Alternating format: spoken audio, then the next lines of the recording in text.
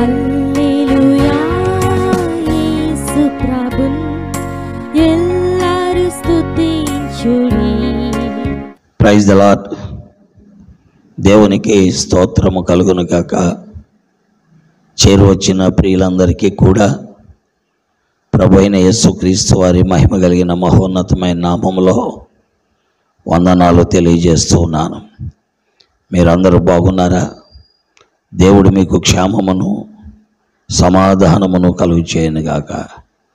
సామెతల గ్రంథం 14వ అధ్యాయము 12వ వచనములో ఇలాగూ రాయబడి ఉంది, ఒకని ఎదుట సరైనదిగా కనబడు మార్గము కలదు, అయితే తుదకు అది మరణమునకు త్రోవ తీయను. ప్రియులారా, దేవుని వాక్యములో ఒకని ఎదుట సరైనదిగా కనబడు మార్గము కలదు, అయితే తుదకది మరణమునకు త్రోవ తీస్తుందట. మన మార్గాలు మన దృష్టికి సరైనవిగానే కనబడతాయి. మనం చేసే పనులన్నీ మన దృష్టికి మంచివిగా కనబడతాయి. కాకపోతే మనం గుర్తించాలి, మనం చేసే చాలా మంచి పనులు మన దృష్టికి సరైనగా కనబడినప్పటికీ అవే మనకి ప్రమాదాన్ని కలుగు చేస్తాయి. ఈనాడు ప్రపంచ విజ్ఞానవేత్తలు ఎన్నో మానవునికి కావలసినవన్నీ కనిపెట్టారు.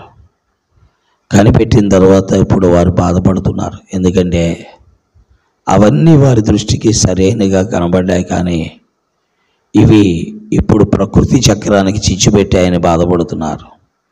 ఉదాహరణకు రిఫ్రిజిరేటర్, అలాగే ఏసీలు, అలాగే వాహనాలు, అలాగే అనేకమైన కాస్మెటిక్స్, అనేకమైనటువంటి మానవుడు ఉపయోగించేటువంటి వస్తువులు, ఇవన్నీ కూడా కనిపెట్టారు. కానీ ఈ రోజున ఇవే మానవ జీవితానికి కీడు కలుగు చేస్తున్నాయి. ఎలాగా? వాతావరణ కాలుష్యాన్ని తీసుకొస్తున్నాయి, గాలి కాలుష్యాన్ని, నీటి కాలుష్యాన్ని, భూమి కాలుష్యాన్ని, ఆహార కాలుష్యాన్ని తీసుకొస్తున్నాయి. కాబట్టి వారు అనుకున్నారు, మొట్టమొదట మేము సరైనదిగా ఉంది మేము చేసింది అనుకున్నారు. అందుకే వాక్యం చెప్తుంది, ఒకని ఎదుట సరైనదిగా కనబడు మార్గము కలదు, తుదకు అది మరణమునకు దారి తీస్తుందని వాక్యములో మనం చూస్తున్నాం. కాబట్టి ప్రియులారా, దేవుని యొక్క వాక్యం ఎంతో శ్రేష్టమైనది. ఈనాడు మానవ నాశనానికి మానవుడే కారణం, మానవ నాశనమునకు మానవుడే కారణం. ఈ విశ్వము యావత్తు కూడా నాశనమైపోవటానికి, రేపు ఎల్లుండో ఈ ప్రపంచము కొట్టుకుపోవడానికి, యుగాంతము రావడానికి కారణం మానవుడే.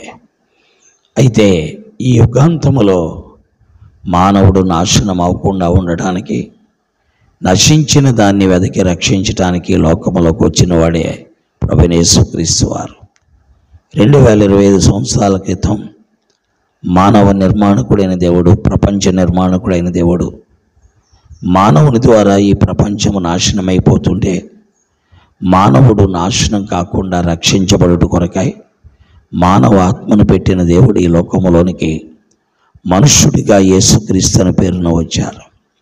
ఆయన సర్వలోకములో ఉన్న మానవ పాప పరిహారము కొరకై ఆ శిలువలో బలి రక్తాన్ని చెందించారు. ఎవరు ఆయన నామందు విశ్వసిస్తున్నారో, ఎవరు ఆయన నామందు నమ్మిక ఉంచుతున్నారో వారందరూ కూడా ప్రభువుని వెంబడించటానికి, ప్రభు కొరకే బ్రతకటానికి అవకాశం ఉన్నది. కాబట్టి మీ ఎదుట మీ భక్తి మార్గాలు మీకు సరైనవిగా కనబడవచ్చు, అవి చివరికి మిమ్మల్ని పరలోకానికి తీసుకెళ్లకుండా నాశనానికి తీసుకెళ్తే ఏమి లాభం? అందుకే ఒక్కసారి క్రీస్తు ప్రభువుని గురించి ఆలోచించండి, క్రీస్తు ప్రభు దగ్గరికి రండి, క్రీస్తు ప్రభువుని నమ్మండి. ఇది మత మార్పిడి కాదు, మానవ జీవితానికి మేలు చేసే మార్గం. ప్రభు ఈ మాటలు మన మధ్యలో దీవించి ఆశీర్వదించునుగాక. ఆమేన్. ప్రార్థిస్తాం. ప్రేమ కలిగిన తండ్రి, నీ పరిశుద్ధ వాక్కు కొరకు వందనాలు. ముద్రించండి, ఫలితాలు దయచేయండి, ప్రజలకు మేలు చేయండి, ప్రజల హృదయాల్లో కార్యాన్ని జరిగించండి, విన్నవారికి ఆశీర్వాదం చేయండి, ఆశీర్వాద కారణంగా చేయండి. యేసు నామములో ప్రార్థిస్తున్నాను తండ్రి, ఆమేన్.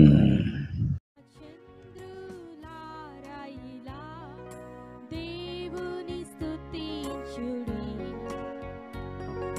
హృదయమును వెలిగించిన యేసుని స్తుతించుడి. అగ్నివాడా